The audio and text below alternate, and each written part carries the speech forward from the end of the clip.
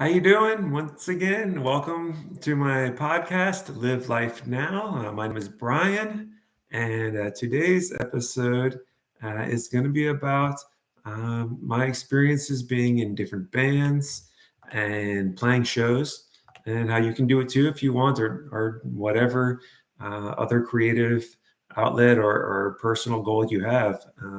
But just to kind of recap my personal situation. I have accomplished a lot in my time, and a lot of it's been by pushing myself along the way. One of the things I'm very proud of is playing music. I have written over 250 original songs lifetime. That's either 100% written by myself or co-written. I have been in three major bands. My first band was called Overboard. We were a local Miami band from about 2002 to 2003. My next band went through different lineups and things and iterations or what have you, and a couple different names. But the name where we actually had like a real band out of it of four people was called Cerebrus. That only lasted a matter of a couple months, but that project itself was everywhere from about 2004 to 2006, on and off. And during that time, I wrote a lot of my own original music, and which became some of the songs that I later recorded for my own album. My next band went through a couple different lineups as well, and went through two names. The first name was called Scapegoat, and obviously that names has been used before. So eventually, when we changed lineups again, we came up with a new original name called Sinphemy. And that band, between its two different group names, was from about 2008 until 2012. After that, ended up doing solo work. I've also jammed with a lot of people over the years, but I ended up releasing an original album called Full Circle. I recorded it in late 2014 and mixed and mastered it at the beginning of 2015. Had it officially released on CD on February 1st, 2015, and I ended up playing shows around the U.S. by doing that. Before that, when I was in my other bands, I mainly played in South Florida, where I was born and raised. But then when I did my travels in the United States, I ended up doing solo shows in places such as Austin, Texas, Chicago, Illinois, New York, New York, in the Lower East Side. I played in Nashville, Tennessee. I played another show just outside Nashville as well. I've also done open mic nights in the greater Atlanta, Georgia area. In Miami, I played all types of different venues there as well. And long story short, this episode was specifically about how I formed the bands a little bit, what it was like being in a band, and the shows themselves. So I grew up playing guitar from the time I was about 13. I just used to play at my house. From time to time, I would play with other musicians, but for the most part, I was just playing for fun by myself. I came up with a bunch of ideas over time. I quickly realized I didn't enjoy necessarily playing other people's music. It was nice. It was fun to figure out something that was known and that people liked to hear songs they knew, but that's not what ultimately excited me about playing guitar. I liked making things from scratch that were my ideas that excited me, and the process of songwriting was exhilarating in its own way, and just the accomplishment of completing an original idea and being happy with it and proud of it was such a great feeling that I rarely wanted to learn other people's songs. If I did learn other people's songs, it was more by accident, coming up with my own ideas. So just starting out as a solo act and just not playing shows or anything, just played at my house for fun. Got better and better over the course of a good handful of years. Then I graduated high school. Almost had a band in high school, but it never really happened. Never even jammed with the people. It was just an idea. I grew up playing drums actually to start. My dad was a drummer in some bands, mainly cover bands in the 1970s. And then I kind of always had in my mind drums because of that. When I went to middle school, I became part of the middle school band, played drums in that. Got up to lead snare drum player. And by the time I got into high school, I was going to continue there, but I had a bad summer school experience as part of the high school band and decided more in school. So then I never continued with playing drums in a professional setting after that. Ultimately, switched to guitar anyway by that point. By the time I got to 8th grade, and when I was 13, I got my first guitar. And I went through a time during that year. I was big into sports before that, but I had broken my wrist. I had an ice skating accident where I fell and broke my wrist. Then I had a second accident where, well, not really accident, but some kids at school were bullying and attacked me and kicked me, and I put up my hand to block it. And long story short, I ended up having both of my wrists fractured over a short period of time in 8th grade, which kind of limited my sports playing and got me more into playing the guitar, which I had gotten around that time. So I'd written my own songs, come up with my own ideas. Graduated high school.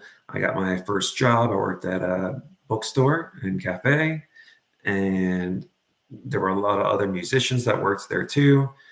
There was an idea to do a tribute concert to the band Green Day, and put together a couple people to play it. The concert idea, as far as I know, never happened. At least I never played it, but it brought me closer to some of my coworkers, actually to one coworker in particular who was a friend. And we had kind of like a group of friends by that point. And then he knew a bass player. We ended up that's a 3-piece. It was me on guitar, my friend from the cafe playing lead guitar and vocals, and I did backup vocals and wrote most of the songs. And then we had a bass player, but we had no drummer. We ended up going to this place, booking a show, just kind of talking our way through it. And they booked us on a show. We didn't even have a drummer yet. We had some songs, but that was about it. That was my band Overboard. We eventually found a drummer within that short time span, played our show. The place was called The Alley. It was in an area of Miami called Alapata. Became good friends with them. Once we started playing shows there, I started trying to play shows all around town, which we did. We ended up making our first demo. I always say being in a band was much like being in a relationship with multiple girlfriends at the same time. You're constantly trying to like balance everything and make everybody feel important in their own ways. And if you're the leader of the band, which I wouldn't say there really was a leader per se. I mean, the shows you would probably look more at the lead singer guy as the leader, but I felt kind of more like the leader in the background because I was the one promoting the shows for the most part. We made flyers and I would go around passing them out and going to places and dropping them off. I was constantly on the internet talking about our band and linking to our website, constantly trying to have us practice, things like that. So I felt like kind of a leader in that way. But anyways, even the people that aren't doing those things, you want them to have their role. You want them to be able to create and add their parts to it. So that was always a big, important part to me. Not that it was like an equal partnership per se, but that everybody had a voice and that everybody's opinions were valid. That band Overboard lasted, like I mentioned, it was within a year span, but less than a year. We did a live demo and then we did an actual proper demo. And we made a bit of a following in the local area. I got to know a lot of other bands, made contacts, really just got a lot of experience. By that point, I was playing rock music though, and it was the early 2000s in that case. The rock music that I loved, that was more of the music from the early 90s, like alternative rock music of the early to mid 90s, and was my main inspiration. Bands like Nirvana and stuff. And what happened was that was not the popular rock music of the time. If anything, rock music was losing steam every passing year. But we were still able to get ourselves out there. We made fans. We just did our thing, really. And it was a great experience. Unfortunately, over time, people dropped out. We had issues with the drummer, so we kicked him out. The bass player lost interest. Ultimately, the singer did too. Priorities changed, so the band ended. So I tried to make a new one, just get right back at it. But that was during the time that I spoke about in my second episode, that I was going through really tough times. I was going through depression. I was not feeling like myself for a long stretch of time. But as part of my bucket list ideas of trying to get better, I decided that I wanted to have another band. So I met another musician. We often ended up just hanging out, the two of us. He wasn't actually much of a musician, if I'm being completely honest. He likes to consider himself a vocalist, and he was a good guy. He was my friend. He made the effort. He put in the time. But ultimately, I was expected to write all the songs. He would write lyrics potentially, and he did. But for the most part, I was the creative force behind the project. He had a lot of people come and go. He was great at finding people to play with, and that band ultimately became what got known as Cerebrus. It had other bands names though, such as Breakthrough, and I know there was a handful of others that he came up with during their time working together. At some point, I got frustrated with him because there was a lot of times we were supposed to practice, and he disappeared. He would shut off his phone. It was always kind of like an uncertainty of what was going on. I couldn't trust that if we made a plan, it was actually going to happen. But eventually, we got back in contact after a little bit of a break. He found some really good musicians. But the problem was he worked at a university, and a lot of the musicians he met at the university were only there or only in South Florida temporarily while they were either working or going to the university for classes. So the second those things ended, they were out of town again. They were not locals.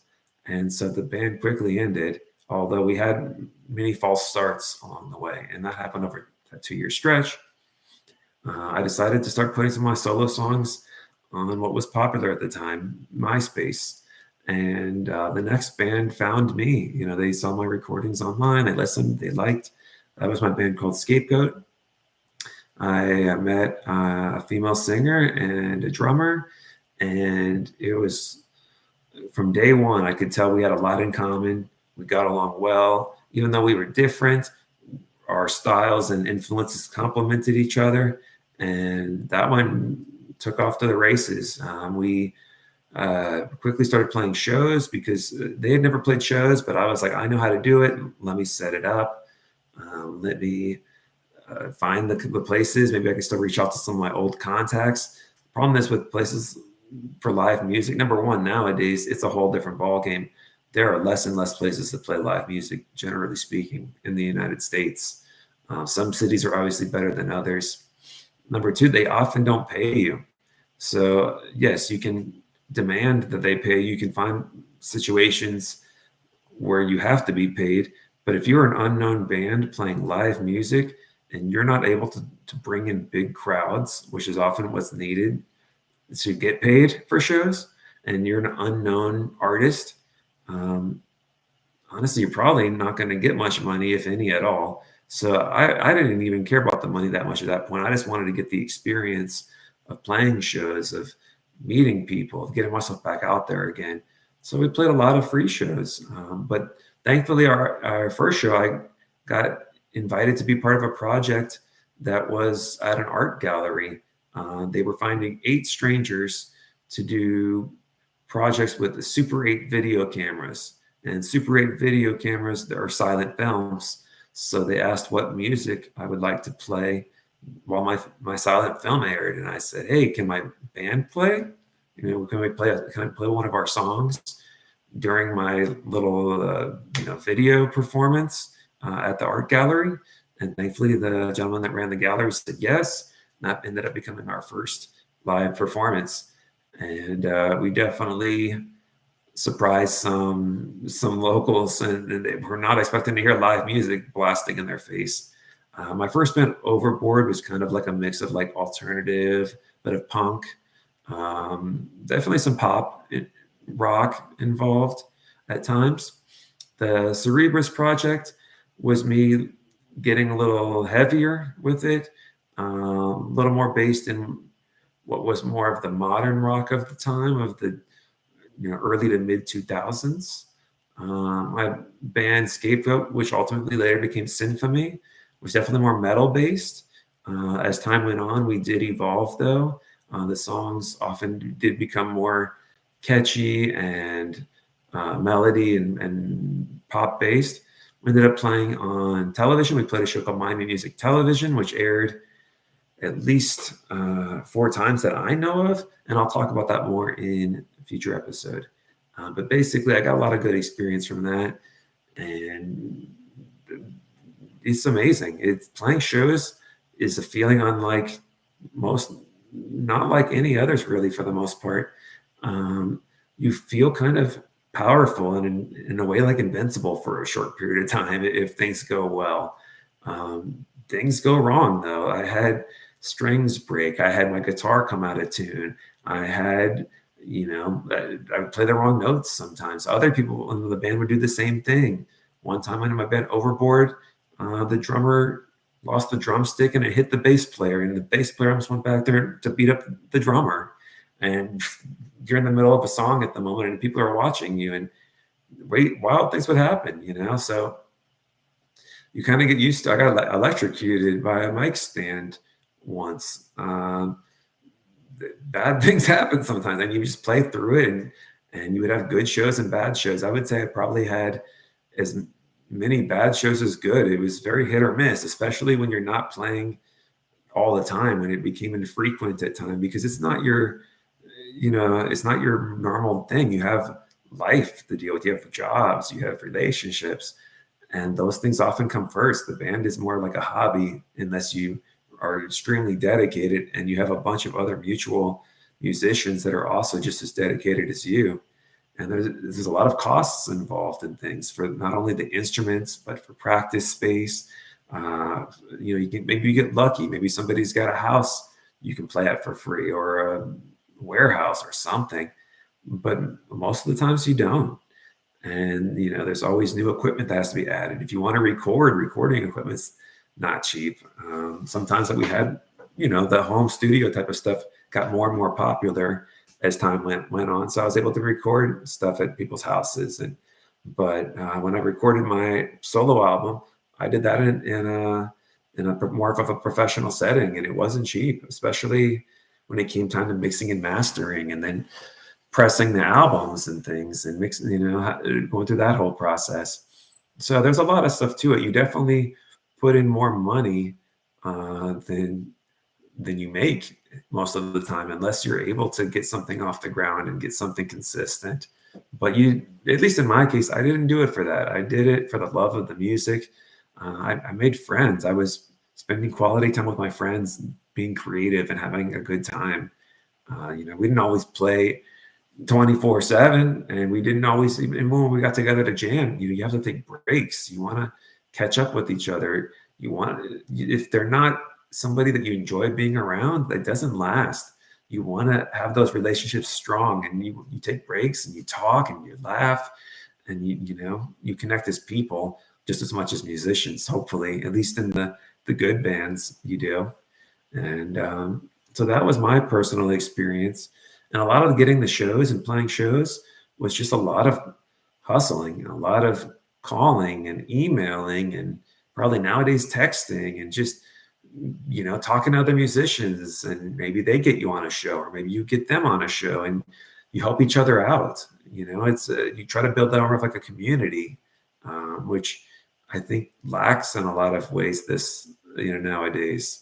But at the time, there was a community out there, and there were ways to meet other people and kind of help one another out. So as technology changes, as the generations change, it always, to each their own, and the situations change. So you got to find what works in your current times and in your current situation, depending on what type of music you want to do. If you're a DJ versus a rock band, it might be a very different experience, and also the type of places that want you to play there. And a lot of places want you to play covers, or at least they expect you to play half covers and half originals if you want to do that. So you got to figure out what's allowed. You can try to get on Battle of the Bands or things, but then you usually got to sell a certain amount of tickets for them even to put you on the shows, and you're kind of paying to play and things. And so, you'll see the good, bad, and ugly of all of the situations, and the venues are in their right to try to make money. They're in a business of themselves, and they need to make money. Otherwise they go out of business, and then there's less places to play live music. So ultimately we have to help one another. We have to support one another, support local artists, support independent venues and artists, like I just mentioned, and just, help one another and be the support that you want others to be for you. Ultimately, that is my opinion, and obviously to each their own, and you figure out what works best for you. But that is a lot of my personal experience. You get a lot of different types of people along the way. Musicians can be very moody. They can be very egotistical. They can be flaky. But you know what? Other people can too. You don't have to be a musician to be those things. So you see those things, and I certainly saw it. And I mean, over the years, I must have played music at least 1 or 2 jam sessions, 50 plus different people in different settings. And sometimes you gel. Maybe you like each other as people, but musically you're incompatible. Or maybe you don't like each other as people, but musically you're super compatible. It can be really tough to find that right balance, especially between 2, 3, 4, 5 people at a time. It's that much tougher to find those connections. So, when I did find those connections, it definitely made me appreciate them that much more, because I knew the struggle of trying to find new people to play with and it not working out. And you think something's going to work and you get your hopes up, and that's ultimately why I had to kind of become a solo artist, because it was just easier. I didn't have to rely on others. But it also creates its own challenges. A lot of places want a full band performance if they're doing live music. Playing me and my guitar doesn't cut it. Yes, you can do different ways to have percussion play along with you while you do a solo performance. Or maybe you can play coffee shops and other open mic type of situations where you don't need those things. Just try everything, really. Get yourself out there, play shows. Hopefully you get paid. My experience, though, is you're typically not.